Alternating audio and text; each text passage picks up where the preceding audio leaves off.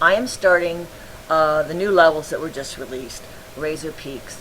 And this is the first level, 356, and is a perfect time for me to show you how to make your level guides using the scrolling charm for your first full layout pick. The first thing you need to do is get your scores. Now, or your points for stars. I have a tendency to write down everything. I make notes all the way through my guide. I did something wrong here. That's 70,000. I wrote 170. This looks like it'll be a relatively easy level and that we'll be able to get through it relatively quickly. Now, I write the points for stars. I also write down the potions that I use. Now, these are just left over, but I almost always start my games, personally, I almost always start my games with the rainbow and 3 holes in the ceiling. These are also things you need to know. You need to write down your stars, for your points for stars, your potions, any precision or any charms that you use. And I always use the precision charm. That is always a recommended charm for me. If you find that other charms or wish or charms could possibly help throughout the level, you can write that down in your text when you're doing your strategy. Don't put that at the top, because not everyone has charms. And these guides are made primarily for those who don't have charms, but can also be made for those who have charms as well. So we play the game as best as we can, and if we need to use our charms to get through the game quicker, we do so, but we do so that it does not show we're using those charms in the game, such as the antidote. A lot of times we'll either take the picture after that charm has been used or before that charm has been used, depending on what works out for your picture. You don't want to get higher up in your picture and show that you have used the charm. So that's something you'll learn to do on your own. You'll play around with, and you will also develop your own technique on how you do your guides. Like I say, I always write down each thing. So the next thing we do is we go into our game, and you will see that we don't need to use our scrolling charm here because the ceiling is already shown. In that case, we just take a regular old screenshot. Make sure you know how to do that before you start this. I don't close out of the game. I go straight over. I use Paint, and I go straight over to the program I use to do my pictures. There's a clipboard up here that says Paste, and you paste. Then there is a save portion here, and that will save it. You then need to title your picture. Make sure I keep all of my pictures in one category, so I label them relatively the same. How you label yours is up to you. Where you save them is up to you. Mine automatically goes to my documents. Excuse me. And so that's where I put it. And because I get pictures from other people, I always put my name in it too. Over here, as you see, I've clicked on the Save As type. And I go down and I click JPEG. And I save that. And my picture is loaded. Now, at this point, you can just minimize the game or close out the game. Close out the Paint, I mean, and go back and play your game. We do mark our obstacles here, but not necessarily all of them, because many people can recognize the black bubbles and the dooms and the mystery bubbles, that sort of thing. But we always mark our infection, we always mark our links, and we always mark our bombs and shadows. Those are the ones we always mark. We don't want our screen to become too busy. And before, when we used to mark every single obstacle, these special bubbles, as it's listed in your doc for the text for your guides, will have special bubbles written, but they are all obstacles. I'll go ahead and show you how to mark these. There will be a color code for each obstacle that is in a game written above this video. The infection bubbles are always in yellow. The bombs are always in blue. The shadows are in orange. And when we make our links, we do the color that matches the links, whether they be green, yellow, or pink. And if there's another link somewhere else, we will draw a line to that link. I will show you those pictures, samples of those pictures, in another video when we get into loading pictures into an album. So I can go ahead and do this now and mark all of this. You can go ahead and play your game, and if it doesn't turn out, doesn't turn out the way you want, you don't necessarily have to make a new layout picture when you start over. Everything is shown here, and basically what they need to see are the obstacles that are going to be there. However, if you do play the game over and you see that there is, let's say, a bomb that the hole in the ceiling has taken out, or an extra infection bubble that the hole in the ceiling has taken out, you can at that time take a full layout picture, or go into this picture and mark the color into the hole. I like to see that extra, usually like to see that extra obstacle, but that's not always possible to do. I'm going to go ahead and do this picture for you just so you can see what we do. One of the things we need to do is crop it. Sometimes you will find that this whole picture, so you see that this whole picture doesn't quite show. Some people like to get the bottom showing their cauldron. In this case, it really doesn't matter, but I'm going to go through the process just so you know what to do. Go into resize. Like I say, you don't always have to do this. Click on pixels. They're always 1366 on my computer. I delete the 3, put in a 2. I've reduced my picture by 100 pixels. We always size our picture by pixels. It just reduces it, see, just enough that you can get that whole picture in there just like you want. So you crop it.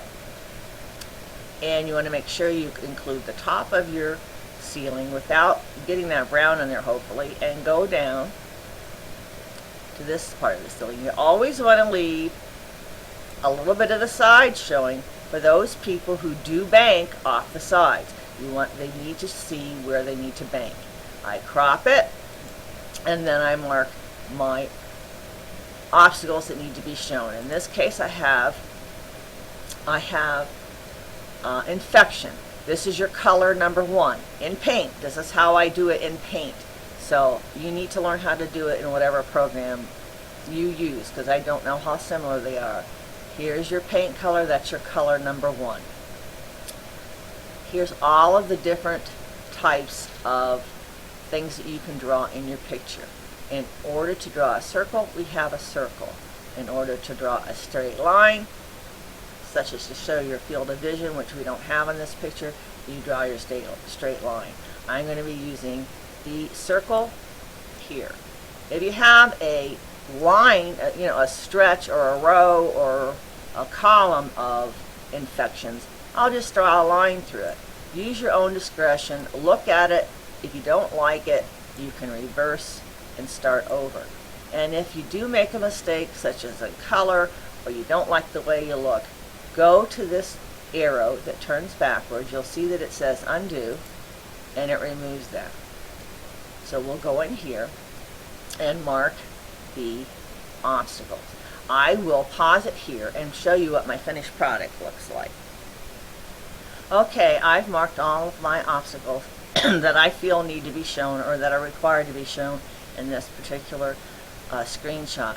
As you can see, you just mark up here whatever color you want to change it to. You can change it up there. Usually we write our text, which will be next. We write our text in either white or yellow. A lot of it depends on the background. Sometimes one color, like when it's a really light background, you may need to use black. But try to stay consistent throughout your pictures. Sometimes you don't. Sometimes you need to change one or the other, and that's fine. Don't worry about it. But this is how we do the text. I'm going to do it in white. I click on the A, which stands for text, and I usually put it in the corner.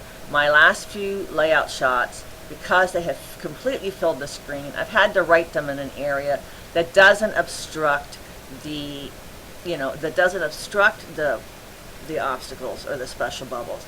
I'll show you those pictures in the album as well.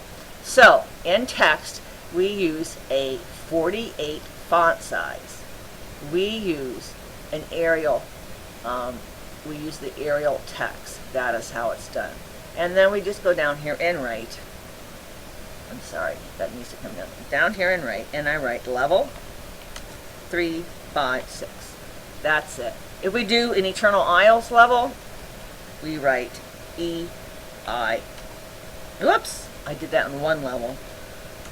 Marked it that way. We would write EI. Let's see, I need to do 41. I need to do EI 40s next. I would write EI 41, that's the first level. Now, if you know that you're going to take extra pics, or possibly may need to take an extra pic because it's all over layout, just wait to label your picture. Save it like this. Come back later and pull out the picture. I'll show you how to do that as well. I only have 15 minutes time on each of these videos, so I'll try to break things up. This one will be level 3, 5, 6. If it were to be my first picture, I would put an A there. If my second or third picture, I would put a B and a C. The label on our pictures need to match our text. I will show you that as well. Sometimes I don't like to mark the level because in the event I would like to take a second picture showing something, I won't write anything there. But for right now, I'm going to leave it there because I'm not taking any more pics. We're really far behind, and sometimes just the full layout, especially when you have the ceiling showing, is all that you need. So you click that, you have your level. If you don't like where it is or how it looks, again, you can push your undo button. I'm sorry, this is the first time I've talked today, so I'm having trouble. We need to resize our pics. Let me show you that again. You go up to resize. Our pictures their size are changed in order to fit into the guides. When we have 1 or 2 pictures, we click on pixels and we change that top one to 500.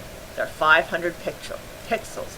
Depending on how many pictures you take, our pixels the size and the pixels we write in will decrease, and that will also be seen above this video.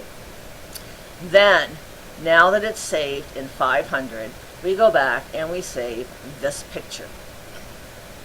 If you forget to save it and go to close out of it, you will get a prompt that says to save it. Other things you can do while I have you here, if you need to go back and later and get the picture, sometimes it shows right away, sometimes it doesn't because you've done several. So you click on the open, you write in the level, and always see, now you have to really be careful with your spellings and your labels because you'll lose your pictures and you won't be able to find them later. And see, that picture pops up again. If you need to save it because it was saved in the PNG format instead of the JPEG format, you can go in here and push Save As. It'll pop up that pop-up where your level is, and you just go down to the Save As type and click on JPEG. It will give you 2 pictures wherever you save them. It'll give you a PNG and a JPEG, and you just go back in later and change it. That's all I'm going to show you for this right now. I think that's plenty to absorb. And the other thing, only one other thing I want to show you. When you do your screenshot, especially when we're doing line of visions, you don't have to close out of this. You can minimize this and continue to play your game. That way, if you see that other pictures are needed, or if you need to check your line of vision and forgot to mark it in, you can go back and see this top above that first screen is your line of vision. We'll try to find a scrolling picture, or I'll show you a scrolling picture in albums that will show that. And that would be a white or yellow line made with that straight line option. So I'll play this game and we'll come back later and show you how to do some other things.